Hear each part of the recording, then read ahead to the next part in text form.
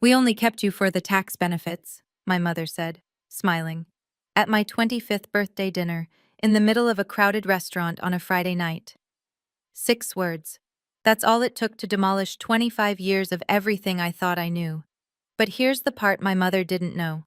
I had been preparing for this exact moment for 8 months. And the people sitting 3 tables behind her? They weren't strangers. I didn't cry. I didn't walk out. And I reached into my bag and pulled out an envelope, and everything inside that restaurant changed. But to understand why, you need to hear the whole story. Before I go on, if this story connects with you, take a second to like and subscribe, and drop your location and local time in the comments. I love knowing where you're listening from. I'm Paige. I'm 25. I live in one of those small towns where everybody knows your name and your parents' version of the truth. Now let me take you back 8 months, to the night I found a folder that was never meant for my eyes. 8 months before that dinner, I'm on my hands and knees in my parents' basement sorting boxes. Lorraine, my mother, asked me to clear space for my cousin Brittany's things. Brittany's moving back to town after a breakup, and apparently the basement needs to be spotless by next week. Lorraine didn't ask nicely. She never does. She just left a sticky note on my apartment door. Basement, Saturday, don't forget. So here I am, covered in dust, dragging cardboard boxes across a concrete floor. Most of it is old Christmas decorations and Glenn's fishing gear. But tucked behind the water heater, I find a box sealed with packing tape, Lorraine's name written across the top in faded marker. I shouldn't open it. I open it. Inside, a manila folder. And inside that folder, my entire life rearranges itself. An official adoption certificate. A birth certificate I've never seen, the original one, with the name Baby Girl Dunbar typed in the center. And underneath both of those, a receipt from a tax consultant. A single line highlighted in yellow. Adoption tax credit, $5,400. I sit on that cold basement floor for 40 minutes. Not crying, just recalculating every memory I have. Every time Lorraine reminded me how lucky I was. Every time Glenn looked away when I asked about baby photos. And every Christmas card that read, "Our greatest blessing," in Lorraine's handwriting, sent to every neighbor on the block. I pull out my phone and call my best friend Claire. She picks up on the second ring. "What's wrong?" "I need you to come over, not to the house, to the parking lot behind the clinic." "Paige, you're scaring me. Just come." I fold the birth certificate, slide it into my jacket pocket, and put Lorraine's box back exactly where I found it. At the name Dunbar burns against my ribs the whole drive to the clinic. That name would change everything. But not yet. Claire meets me in the gravel lot behind Dr. Weller's vet clinic, still wearing her scrubs from the afternoon shift. She reads the birth certificate under the dome light of her Civic, then reads it again. "Dunbar," she says quietly. "You ever heard that name before?" "Never." She sets the paper down. "Remember the DNA kit I gave you for Christmas?" "I do. An ancestry kit. I'm still in the plastic wrap, shoved in my bathroom drawer. I told her I didn't need it. I told her I already knew who I was. That feels like someone else talking now. "Use it," Claire says. "Tonight." So I do.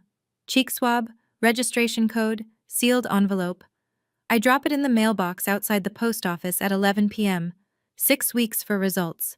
6 weeks to keep my face normal. And for 6 weeks I watch Lorraine with new eyes. I notice things I always noticed, but never named. At the way she says, "After everything we've done for you," whenever I ask to borrow the truck. The way she tells the neighbors, every single one, how adopting me was the hardest and most selfless decision of my life. But her voice carries pride, not pain. The way Glenn goes quiet whenever Lorraine starts that story, finding something very interesting to look at on his shoes. I keep paying my $400 rent on the converted garage apartment behind their house. And I keep showing up for Sunday dinner. I keep saying thanks, Mom, when she passes the potatoes. Claire asks me once, over coffee at the clinic, "How are you holding up?" "I'm waiting," I tell her. She gives me a look. For what? For proof.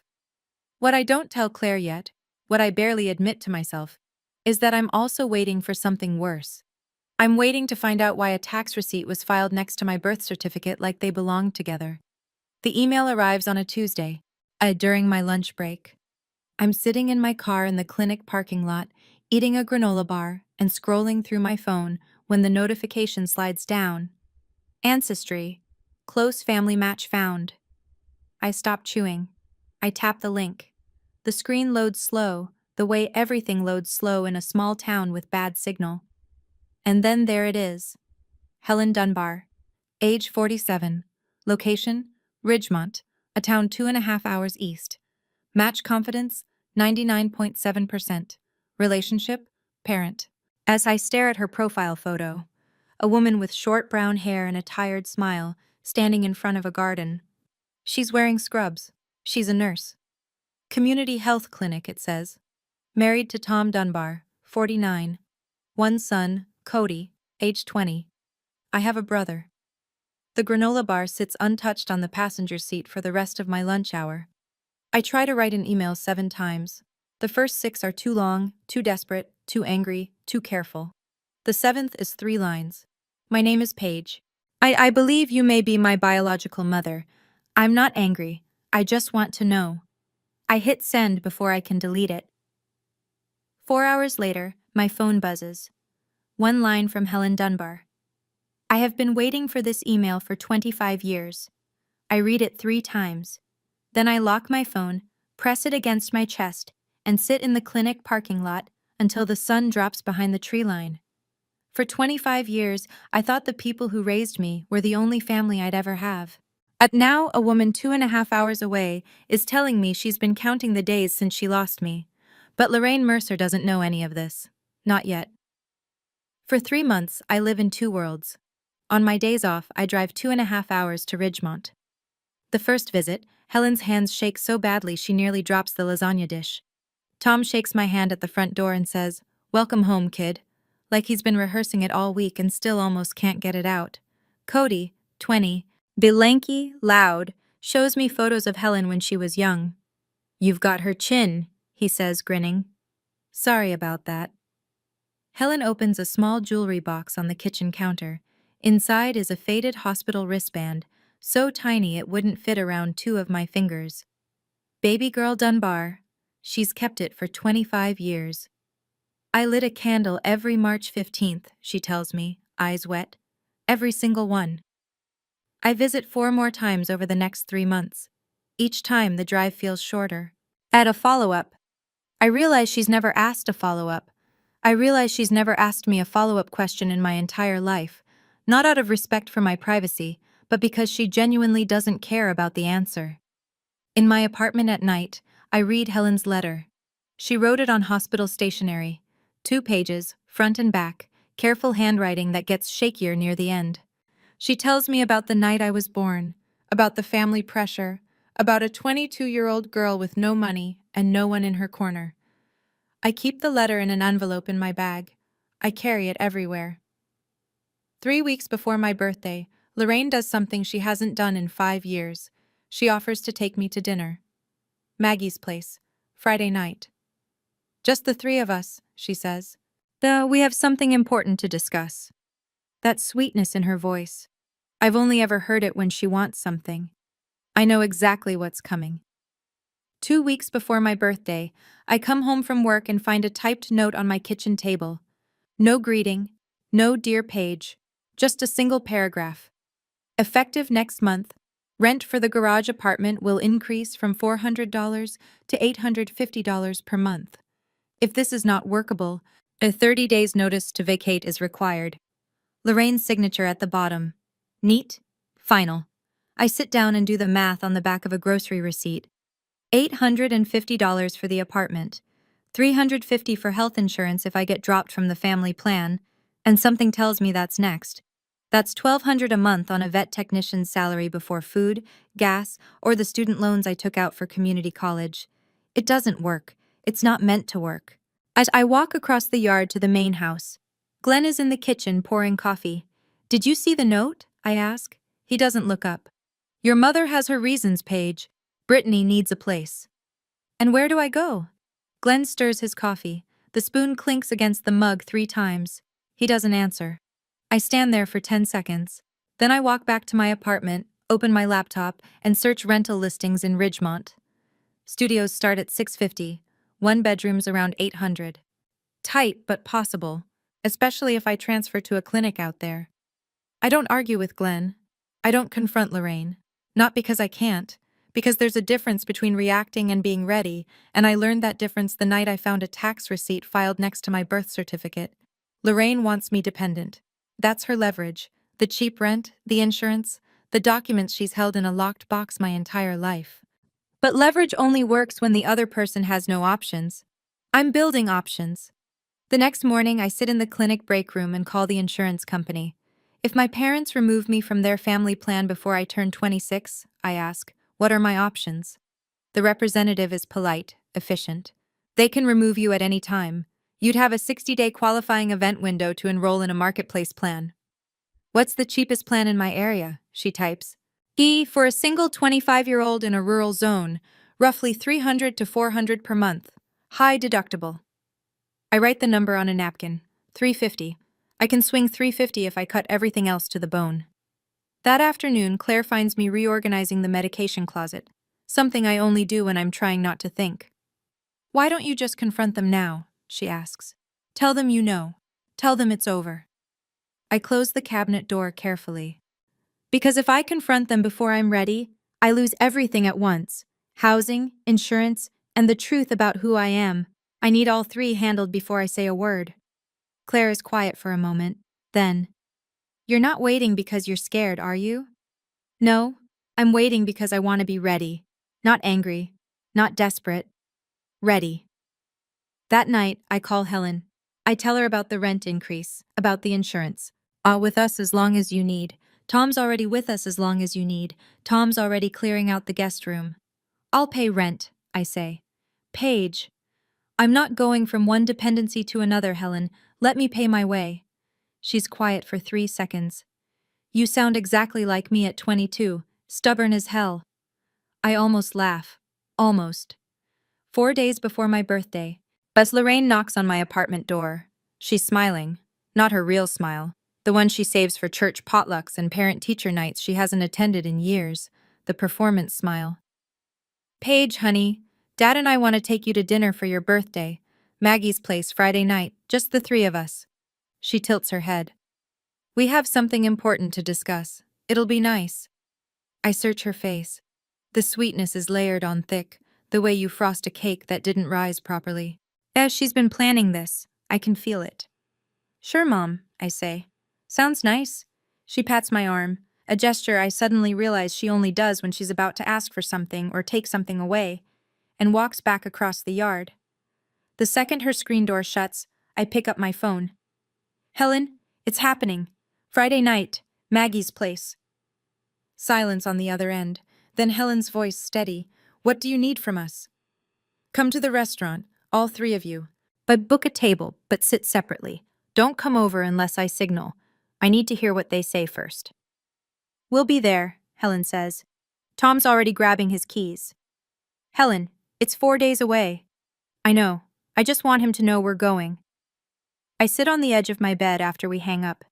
The envelope is in my bag. Helen's letter, our family photo from last month, the DNA results. I press my hand against the bag like I'm checking for a heartbeat. Friday is 4 days away. I have 4 days to hold my breath, keep my face normal, and wait for my own mother to tell me I'm disposable. In a room full of people who believe she's a saint. Friday night, Maggie's place. The restaurant smells like cornbread and cedar. Warm light, oak-paneled walls, a George Strait song on low through ceiling speakers. Every table is full or filling. This is the only sit-down restaurant in a town of 4,000, and Friday night is sacred here. I arrive 10 minutes early. My hands are steady. My breathing is not. I scan the room. In the far corner near the window, Helen in a blue blouse, Tom beside her in a flannel button-down, Cody hunched over his phone. Helen sees me. A tiny nod, barely a dip of her chin. That's all. That's enough. I sit at a table in the center of the room. Maggie herself, 63, silver-haired, built like a woman who's been carrying cast-iron skillets since before I was born, waves from behind the register. Happy birthday? Sweetheart, she calls out. I wave back. Underneath the table, my right hand closes around the envelope in my bag. Glenn and Lorraine arrive together. Lorraine is wearing a red dress, something she reserves for Easter and the county fair pageant. Her lipstick matches. She's dressed for a celebration. Glenn wears a button-down shirt with the top button fastened, which he only does when he's uncomfortable. Lorraine slides into the booth across from me. "Don't you look pretty tonight?" 25, can you believe it?" She orders a glass of wine. Glenn orders water. I order nothing. Small talk. Lorraine asks about the clinic. I answer. She doesn't listen. Her eyes keep flicking to her purse, to Glenn, back to me. She's running a script in her head, and the small talk is just the opening credits. 2 tables to our right, Pastor Jim Hadley and his wife settle in with menus. Lorraine notices them. "A way to say this." Glenn is looking at his way to say this. Glenn is looking at his plate like there's a script written on the mashed potatoes. Lorraine folds her hands on the table, practiced, almost pastoral. "You're adopted," she says. "We took you in when you were 3 days old." I don't react. Not because I'm acting. That's because I've already lived through this moment, 8 months ago, on a basement floor. Lorraine reads my silence as shock. She keeps going. "We kept you because, honestly, the tax situation made it work for us. The credits, the deductions, it helped us get through some very rough years." She pauses. A small, closed-mouth smile. "But now you're 25. The benefits ended. And frankly, Paige, we've done our part." The words hang in the air like smoke. At the next table, as a woman's fork stops halfway to her mouth, Glenn clears his throat. "We've consulted a lawyer about formalizing the separation. Legally." "You have 30 days to move out of the apartment," Lorraine adds, reaching into her purse. She pulls out a folded sheet of paper, the same clinical tone as the rent notice. "Brittany needs it." She slides the paper across the table. I don't look at it. I look at Lorraine, straight into her eyes, and I hold that gaze for 5 full seconds, long enough that she shifts in her seat. "Is that all?" I say. The words come out quieter than I expected. Not hurt, not angry, just clear. Lorraine blinks. The smile falters. She wasn't expecting that. She was expecting tears, maybe begging. Something she could manage, something she could pat on the head and walk away from feeling righteous. "What do you mean, is that all?" she says. I don't answer. Not yet. That's because the next thing I say will change everything in this room, and I need her to feel the silence first. Lorraine doesn't like silence. She never has. Silence is a space she can't control, and Lorraine Mercer needs to control every room she enters. "I know this is hard," she says, leaning forward, "but it's better you hear it from us than find out some other way." "How generous of you," I say. Her jaw tightens. "Don't get sarcastic with me. We raised you. We fed you. Oh, we gave you a roof. For $5,400 a year."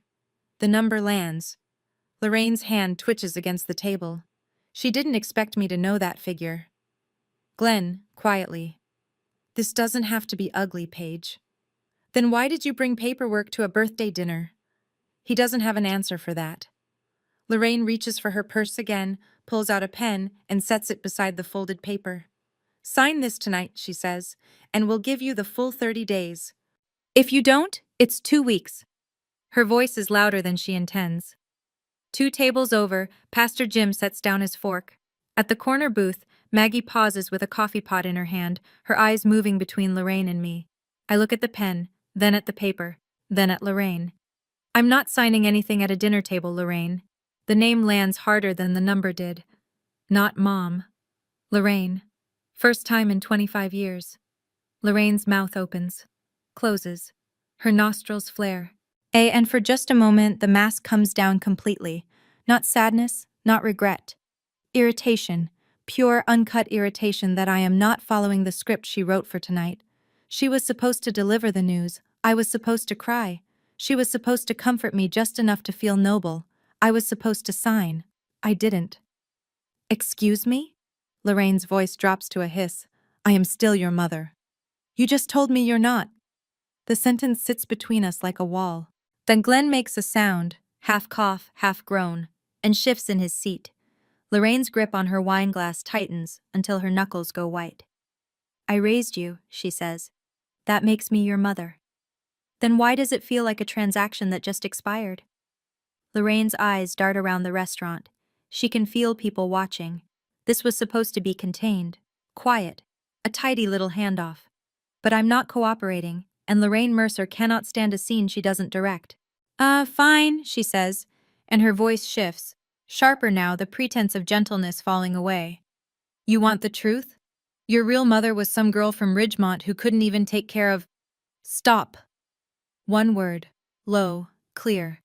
I hold up my hand, palm out, and Lorraine actually stops mid-sentence. Not because she respects me, because the look on my face is something she hasn't seen before, and it unsettles her. You don't get to talk about her, I say. Not tonight. And not ever. Her? Lorraine almost laughs. You don't even know her. I don't answer. Instead, I reach into my bag and pull out the envelope, slowly. I set it on the table between us, next to the unsigned paper and the untouched pen. Lorraine stares at it, plain white envelope, slightly bent at the corner from months inside my bag. What is that? She says. I let the question hang. Glenn leans forward, squinting. Pastor Jim, 2 tables over, has stopped pretending not to listen. As I rest my fingertips on the envelope and wait. Because what's inside this envelope is going to dismantle every story Lorraine Mercer has ever told about herself, and I want her to feel it coming before it arrives. Lorraine can't stand the silence. She never could. Answer me, Paige. What is in that envelope? I say nothing. My fingers rest on it, waiting. And that's when Lorraine makes the mistake I knew she'd make. Because when Lorraine can't control a conversation, why, you away like yesterday's trash. At least you away like yesterday's trash. At least we took you in. At least we gave you something. The table next to us goes silent. I hear a fork hit a plate, not set down, dropped. Pastor Jim turns fully in his chair. Maggie, behind the register, puts down the coffee pot. Glenn reaches for Lorraine's arm. Lorraine, maybe… No. She shakes him off. Gee, she needs to hear this. Nobody else wanted you, Paige. She leans in, her voice carrying in that way it does when she's forgotten there are walls. Nobody. I feel the heat rise from my chest to my jaw. Not shame. Something older and sharper. Something that has been building for 8 months, waiting for exactly this line to be crossed. Because I've met Helen Dunbar, I've sat at her kitchen table. I've read her letter, the one where she describes the night she gave birth alone at 22, while her family pressured her to sign papers she didn't understand. I know who Helen is, and hearing Lorraine call her some druggie in front of 40 people is the one thing I cannot let stand. In the far corner, Helen has heard every word. Tom's hand is on her shoulder. Cody's jaw is clenched. I look at Lorraine. Are you done? I say. She straightens her dress. Yes. And I set it beside my water glass. Second, a $1 bill. I set it beside my water glass.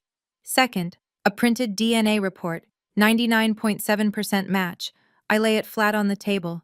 Third, a photograph, taken last month. Me, standing between a woman and a man, all 3 of us squinting in the sun, smiling. Real smiles. The kind you can't fake. I set the photo in the center of the table. I facing Lorraine. Funny you should bring up my real mother, I say. Because I found her, 8 months ago. Lorraine's face goes still, not shocked, frozen, like a screen that's crashed but hasn't turned off yet. Glenn pushes back from the table, his chair scraping the floor. Her name is Helen Dunbar. She's a community health nurse in Ridgemont. She's been waiting 25 years to find me. I keep my voice level, every word measured. She didn't throw me away. She was 22, and alone, and her family forced her hand. That's not the same thing as being unwanted. Lorraine looks down at the photograph. She sees me standing between 2 people she's never met, wearing an expression she's never seen on my face.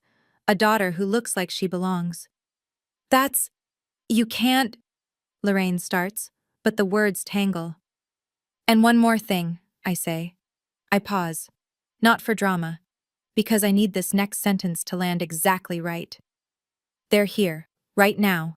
In this restaurant. Lorraine's head snaps up. Her eyes dart across the room, past the booths, past the bar, past Pastor Jim, searching. Glenn grips the edge of the table like the floor just tilted, and in the far corner, Helen Dunbar sets down her napkin and waits for my signal. Okay, I need to pause the story here for a second because I know what some of you are thinking. Paige, why didn't you just leave months ago? Why wait for their big reveal? Fair question. Honestly? Well, part of me needed to hear it from their mouths. Not from a piece of paper in a basement, but spoken out loud with witnesses. Because that's the difference between suspecting something and knowing it. Now, what do you think Lorraine did when I said my biological family was sitting in the restaurant? Did she apologize? Did she double down? Did she try to bolt? Drop your guess in the comments. All right, back to Friday night at Maggie's. I turn toward the far corner of the restaurant. I nod once. Helen stands, then Tom, then Cody. 3 people rise from their table and begin walking across Maggie's place. Not fast, not slow, not making a scene. Just walking. The way you walk towards someone you've been looking for your whole life. Helen is in a simple blue blouse, the one she wore the first time we met. Her eyes are red, but her back is straight. Tom is a step behind, solid, quiet, his hand hovering near the small of Helen's back. Cody follows, hands in his pockets, jaw set. The restaurant notices. Conversations thin out, then stop. Silverware goes still. Even the George Strait song seems to pull back, the chorus fading to nothing as Helen crosses the room. Lorraine tracks them like a deer tracking headlights. Helen reaches our table and stands beside me. She doesn't speak. She doesn't need to. She places one hand on my shoulder, warm, steady, deliberate. The hand of someone who's been rehearsing this gesture for 25 years and still almost can't believe she gets to do it. Tom stops just behind Helen, arms at his sides.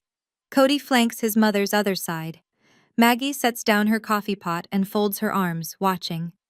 Pastor Jim has turned completely around in his chair, napkin still tucked in his collar.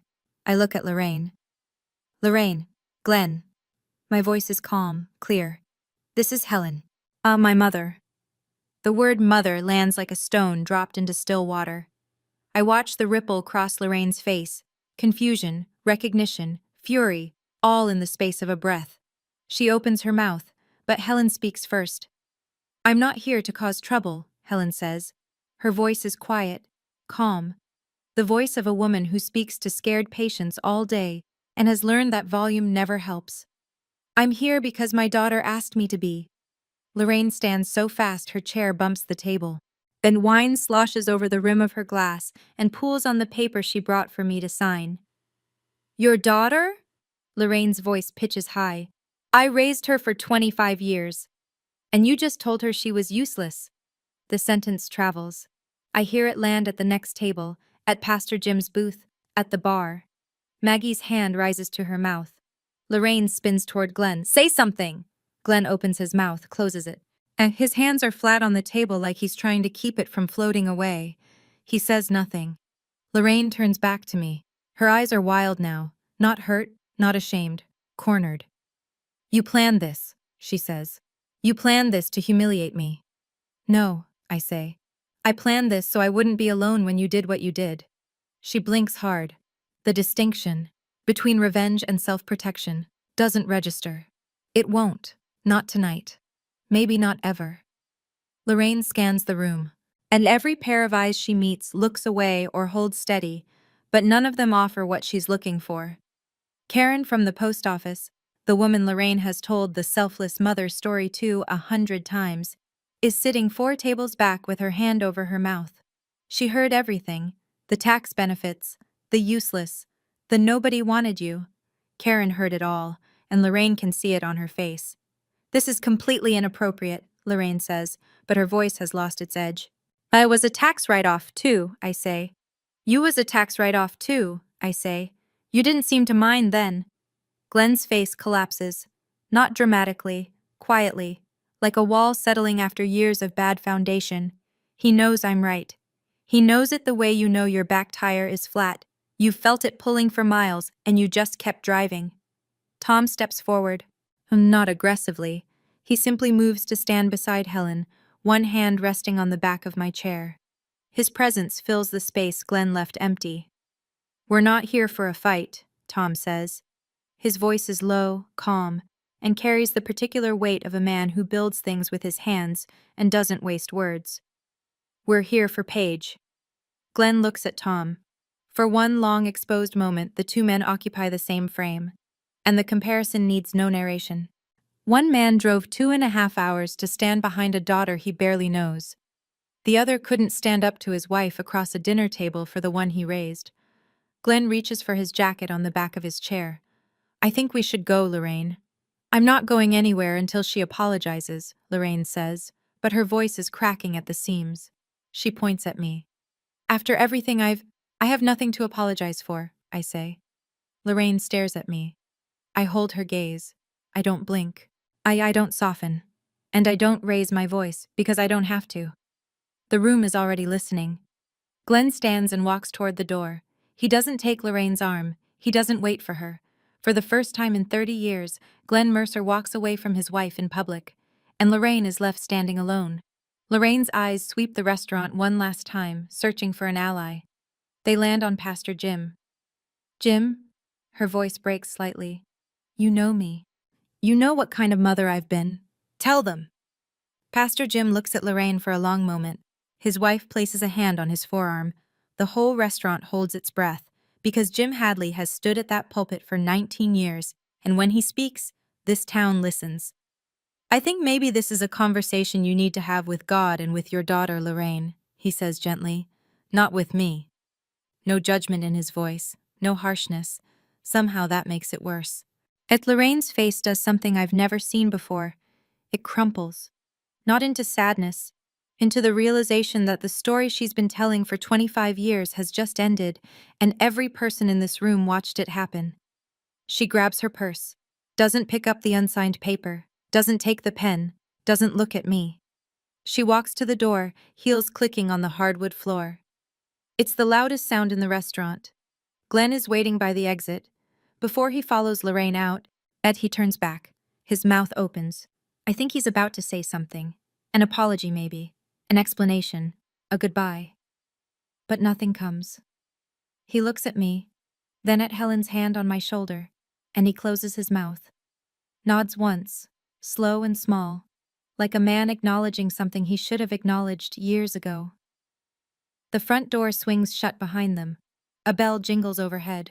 The restaurant exhales. I look down at the table. Lorraine's wine glass still half full.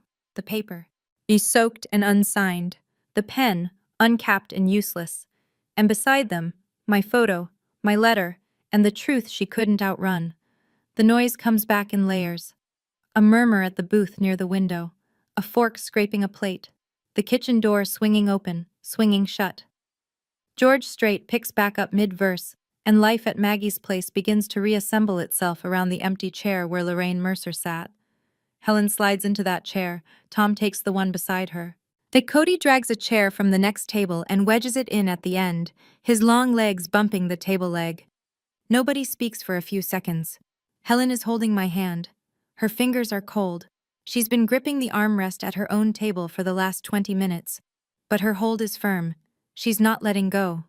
Then her eyes fill. Not the polite dabbing at the corners kind. The real kind. 25 years of not knowing, not holding, not being there. All of it rising at once. I'm sorry I wasn't there sooner, she whispers. I squeeze her hand. You're here now. That's what matters. Tom clears his throat. His eyes are red too, but he's the kind of man who'll hold that in until he's alone in his truck later tonight. He pulls a napkin from the dispenser and sets it quietly beside Helen. The silence stretches, warm and strange and ours. Then Cody picks up a menu. So, can we order? He says. I drove 2.5 hours and I'm starving. The laugh that comes out of me is sudden and messy and completely real. Helen laughs too, a wet, hiccuping sound that makes Tom grin. Even Pastor Jim, 2 tables over, cracks a smile. And then Maggie appears at our table with extra place settings balanced on her forearm. This one's on the house tonight, she says. All of it. She walks away before anyone can argue. As after the food arrives, Cody ordered both the ribs and the chicken fried steak, I pull Helen's letter from the envelope. Can I read part of this? I ask her. Out loud? Helen's hand goes to her throat. She nods. I unfold the hospital stationery. 2 pages, front and back, in handwriting that starts neat and gets shakier by the second paragraph. I don't read all of it. Just a piece. The part I think matters most. Helen wrote about the night I was born. A Thursday. Raining. She was 22, alone in a delivery room, and the only person who came was a nurse named Diane, who held her hand through the last 3 hours. She wrote about the hospital wristband they fastened to my wrist, how she memorized every letter before they took me to the nursery. She wrote about the candles. Every March 15th, I read aloud. I light a candle and I set it on the kitchen windowsill. Tom knows, Cody knows, they never asked me to explain. I have never missed a year. I fold the letter. The table is quiet. Tom is looking at his plate. Cody is looking at his mother. I don't read the rest, because the rest is between Helen and me. About the family who pressured her. About the papers she signed at 22 without anyone explaining what they meant. About 2 decades of guilt that Helen carried like a second skeleton inside her body. But the restaurant has heard enough. That Karen, Lorraine's coworker from the post office, gets up from her table and walks over. She stands next to me, clutching her napkin. "I'm so sorry, Paige," she says. "I didn't know." I nod. "Thank you, Karen." She goes back to her seat. I watch her pull out her phone and begin typing. By morning, every person in this town will know. The photograph is still lying in the center of the table, beside the pool of Lorraine's spilled wine. Maggie comes by to clear the wet paper and the pen Lorraine left behind. She pauses when she sees the photo, picks it up carefully, tilts it toward the light. "Is this your family, honey?" she asks. I look at Helen, who is wiping her eyes with the napkin Tom gave her.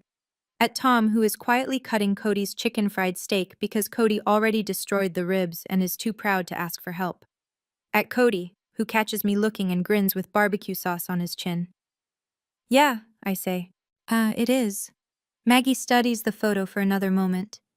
"Beautiful family," she says softly, almost to herself.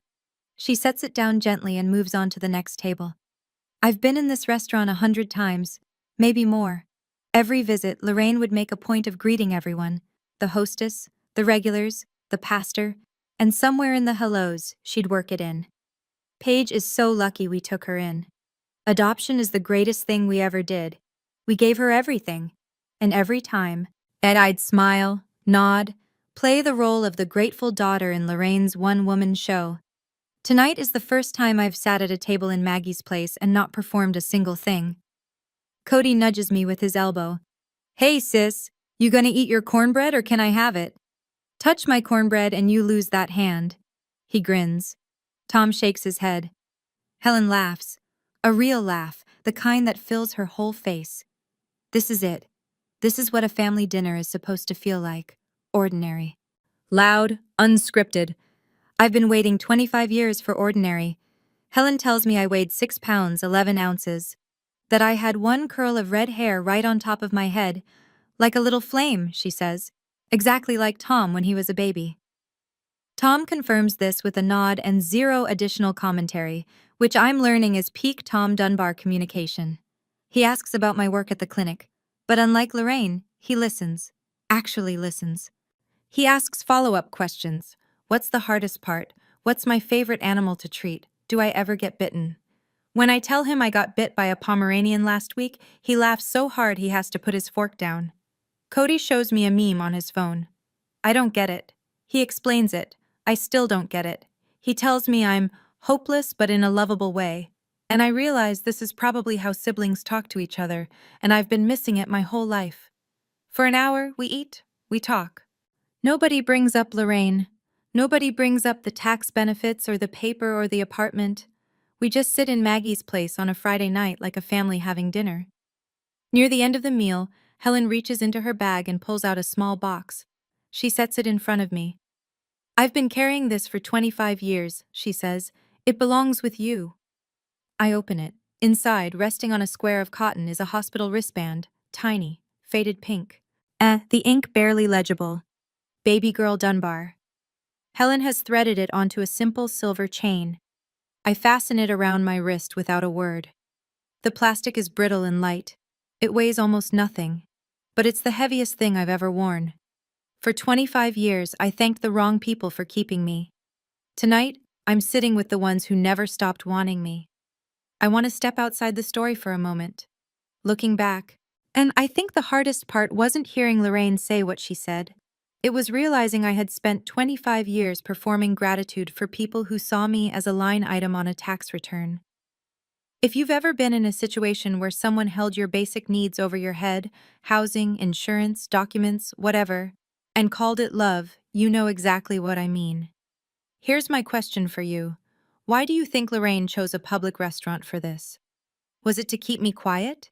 Or to keep herself feeling in control? Let me know in the comments.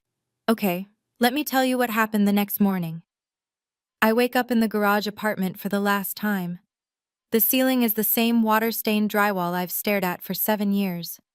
The window looks out onto Lorraine's herb garden, which she planted for the neighbors to admire, not to use. Everything in this room is familiar, and none of it is mine. I pack my life into 4 cardboard boxes. That's all it takes. Clothes, the books, the photo of Helen and Tom, my vet tech certifications, a coffee mug Claire gave me that says, "I'd rather be covered in dog hair." 7 years in this apartment, and my whole life fits in the back seat of a Honda Civic. Claire comes over at 8. She doesn't ask questions. She just starts carrying boxes. At 9, I call the insurance marketplace. Change of address, qualifying life event. New plan effective in 60 days. I write down the confirmation number on the back of a gas station receipt and fold it into my wallet. At 9:30, I walk across the yard to the main house. The lights are off. Lorraine's car is in the driveway, but the curtains are drawn. She's in there, but she doesn't want to see me, and I don't need to see her. I leave the apartment key on the kitchen counter. Next to it, I place the move-out paper, signed, Bet with one line written beneath my signature in blue ink. You don't need 30 days. I'm done today. No letter, no speech, no final scene. Claire and I pull out of the driveway at 10. I don't look in the rearview mirror for the first 3 miles. Then I do. The house is small and getting smaller. I don't cry when I leave. I cry 15 minutes later when the GPS voice says, "You are now entering Ridgemont," and it sounds like the first true thing anyone has told me in years. And the following week, I visit a legal aid office in Ridgemont. Free consultation. The attorney is a woman named Sandra who has a desk covered in family photos and a handshake that could crack a walnut. I tell her everything. She listens with her pen still, which I've learned means she's hearing something that doesn't surprise her. First things first, Sandra says. There is no legal mechanism in this state, or any state, to disown an adult child. Your father was bluffing. She lets that sink in. He may have consulted someone, or he may have just said that to scare you. Either way, there's no paperwork he can file, no petition he can submit, and no judge who would hear it. You are a legal adult. The adoption was finalized 25 years ago. It's done. I feel something loosen in my chest, a knot I didn't realize I'd been carrying since the night Glenn said, "We've consulted a lawyer," in that tight, rehearsed voice. And as Sandra helps me file a request with the county clerk for my original birth certificate and the full adoption record. 3 weeks later, a manila envelope arrives at the Dunbar house. Inside, my birth certificate. The real one, with Helen's name. And in the adoption file, a detail I didn't know. Helen didn't voluntarily relinquish me. Her parents signed on her behalf. She was 22, but at the time in that county, the family had pressured her through a process she barely understood. And no one explained her rights. No attorney represented her. Helen was in the kitchen when I read that page. I didn't show her, not yet. Some truths need the right moment. That night, I text Glenn. Just one message. The lawyer confirmed there's no such thing as legally disowning an adult child. You know that. I hope someday you think about why you went along with it. He reads it at 9:47 p.m. He never replies. 1 month out. I'm in the guest room at the Dunbar house, paying $300 a month that Helen refuses to cash. So I leave the checks on the kitchen counter, and eventually Tom slips them into the household jar when Helen isn't looking. We have an unspoken system. The new vet clinic in Ridgemont is smaller. Dr. Patel runs a 2-person operation, her and me, and the waiting room smells like wet golden retriever by 9 a.m. every morning. It's perfect. Cody and I watch movies on Saturday nights. He insists on horror, and I insist on anything else. We compromise on action movies and argue about pizza toppings with the kind of passion that only siblings can generate over pepperoni. Helen teaches me her lasagna recipe on a Sunday afternoon. Midway through layering the noodles, She stops and stares at my hands. You roll your sleeves the same way I do, she says. I look down. She's right. Same fold, same crease, same tuck at the elbow. 25 years apart, and our hands learned the same habit. She doesn't say anything else about it. She doesn't need to. I start looking at apartments in town. 1 bedrooms, 650 to 800. I can make it work with the new job. 2 months, maybe 3, and I'll have my own place. First time in my life. Truly, completely, only mine. In the evenings, I sit on the Dunbar's back porch. The yard runs into a tree line, and if you're quiet, you can hear the creak behind the oaks. One night, Tom comes out and sits in the chair next to mine. And he doesn't say anything. He sets a mug of coffee on the armrest between us and looks out at the same sky. We sit like that for 10 minutes, silent, comfortable. That's what family sounds like when it's real. Sometimes it doesn't sound like anything at all. In a town of 4,000, news doesn't travel. It migrates. Door to door, pew to pew, aisle to aisle at the grocery store. Karen tells her sister tells the book club tells the PTA. Within 48 hours, and every living room in town has heard some version of what happened at Maggie's place. Sunday morning, Lorraine walks into church. The pews around her usual spot are emptier than normal. Not dramatically, just enough. One family shifted left, another arrived early and sat further back. Small adjustments, polite distances, the way a small town says we know, without saying a word. Pastor Jim's sermon that morning is about stewardship. He doesn't mention Lorraine by name. He doesn't need to. There's a difference, he says from the pulpit, between raising a child and owning one. Lorraine doesn't come back the following Sunday. On Monday, she posts on Facebook. A single line. Sometimes being a parent means making the hardest decisions for your children's own good. She gets 3 likes, 47 comments, and not the kind she wanted. What decisions, Lorraine? We heard what happened at Maggie's. Is it true about the tax credits? She deletes the post within 2 hours. Claire tells me all of this over the phone, piece by piece, like a weather report from a town I no longer live in. They voted her off the church bazaar committee, Claire says one evening. Who told you? Maggie. She heard it from Jim's wife. I nod, even though Claire can't see me. I don't feel victorious. I don't feel vindicated. I feel something quieter than that, like watching a house you built burn down and realizing it was never structurally sound to begin with. That's not my problem anymore, I say. And I mean it. 3 weeks later, Glenn calls. I almost don't pick up. I'm in the middle of weighing a beagle who will not stop squirming, but something makes me set the dog down and step into the hallway. Paige? His voice sounds like he hasn't slept in a week. I didn't want it to go like that. How did you want it to go, Glenn? Silence. I hear him breathing. You'd understand. We were broke when you'd understand. We were broke when we got you. The credits kept us afloat. And then your mother, Lorraine, she got used to the arrangement. He catches himself on the name. Your mother, Lorraine. Like even he can hear the separation now. The arrangement, I repeat. Is that what you called raising me? I'm not good at this. Paige. I know, I say. You were never good at standing up when it mattered. He's quiet again. I can hear a TV in the background. Some game show. He's alone. I'm not angry, Glenn, I say. And I realize as I say it that it's true. Anger left me somewhere around Ridgemont. What's left is something heavier and quieter. I'm just done. Can we? He stops, doesn't finish the sentence. And I think he was going to say try again, or start over, or some other phrase that sounds hopeful in the mouth and hollow in the ear. Maybe someday, I say. But right now, I need space. And you need to figure out why you let her do what she did for 25 years. I hang up, set the phone on the counter, go back to the beagle.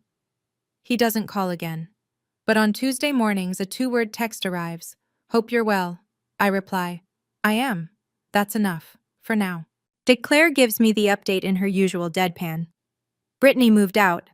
I'm restocking exam room supplies, counting heartworm pills. Moved out of what? Your apartment, the garage. She lasted 6 weeks. I stopped counting. What happened? She heard the whole story from about 15 different people. Told her friends she felt like she was living in someone else's eviction. Moved in with a roommate on the other side of town. I think about Brittany, 23, fresh off a breakup, and just looking for a cheap place to crash. She didn't ask for any of this. She was just the excuse Lorraine needed. She texted me, actually, I tell Claire. Brittany texted you? Found me on Facebook, said, "Hey, I'm sorry about what happened. If it helps, I didn't ask for any of this either." What did you say? I know, it's not your fault. Because it isn't. Brittany is a pawn, same as I was. Just a different square on Lorraine's board. Claire is quiet for a moment. And then, so the apartment's empty now. Yeah. Lorraine kicked you out for Brittany. Brittany left. And now the apartment is just sitting there. Yep. That's poetic. That's Lorraine. The irony isn't lost on me.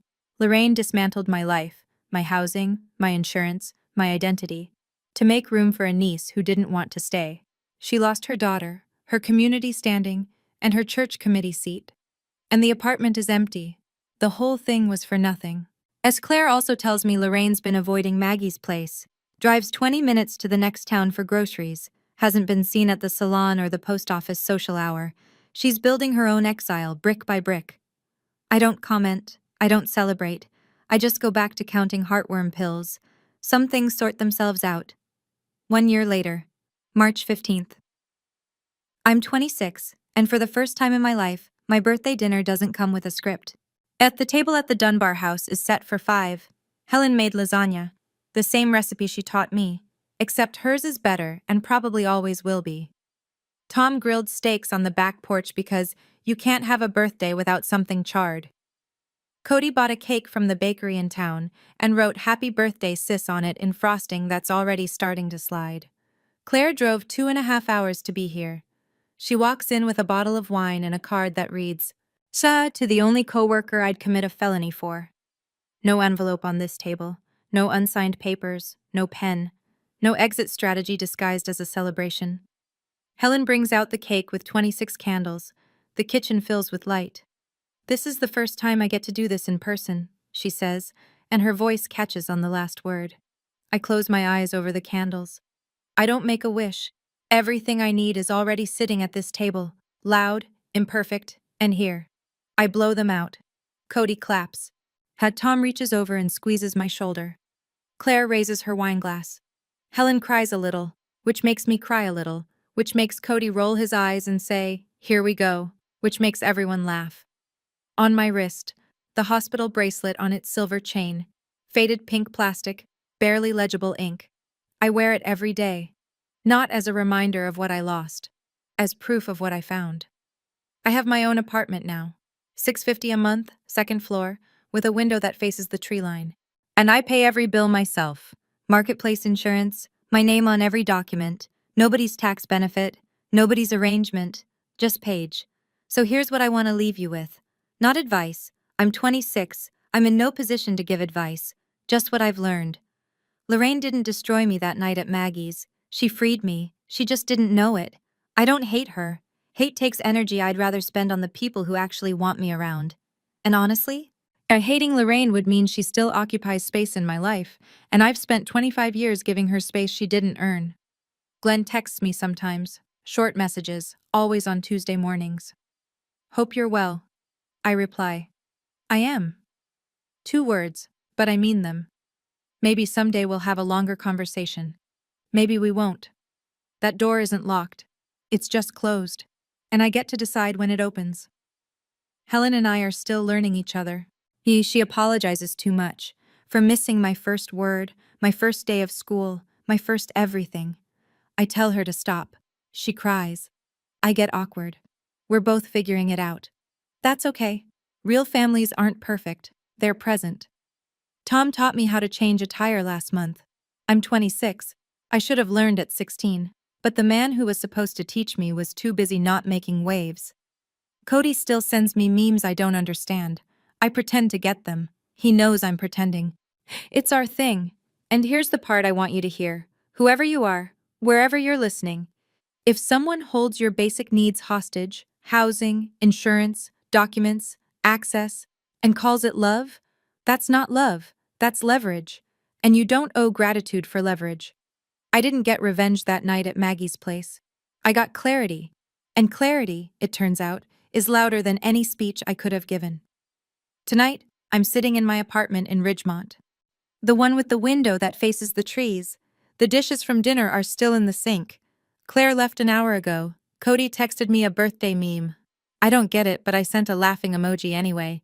On my kitchen windowsill, I set a candle, just a simple white taper in a glass holder, the kind you buy for $2 at the hardware store. I light it. For 25 years, Helen lit a candle on this date. Every March 15th, a small flame on her kitchen windowsill, marking the birthday of a daughter she couldn't hold. Tom knew. Cody knew. They never asked her to explain. It was just what she did. A quiet ritual of love that never stopped, even when she had no reason to believe it would ever be returned. Now it's my turn. But I'm not lighting this candle for loss. I'm lighting it for the start of something. For the first birthday I celebrated without performing gratitude. For the first year I've lived on ground that nobody can pull out from under me. For Helen, who waited. For Tom, who showed up. For Cody, who called me sis before I was ready to hear it, and kept saying it until I was. I look at the candle, at the hospital bracelet on my wrist, at the photo on my bookshelf, the one from last month, all 5 of us crammed onto the Dunbar's back porch, nobody looking at the camera, everyone laughing at something Cody said. I spent 25 years being someone's tax benefit, now I'm just someone's daughter. And that's more than enough. The flame flickers once, then holds steady. So do I. That's my story. Thank you for staying until the end. It means more than you know. If this hit close to home, or if you've ever been in a situation where someone used your needs against you and called it love, I'd love to hear about it in the comments.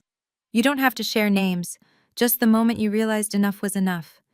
And if you want more stories like this, there's one in the description that I think you'll really connect with. Hit subscribe so you don't miss it. I'll see you in the next one. Take care of yourselves, and take care of your boundaries.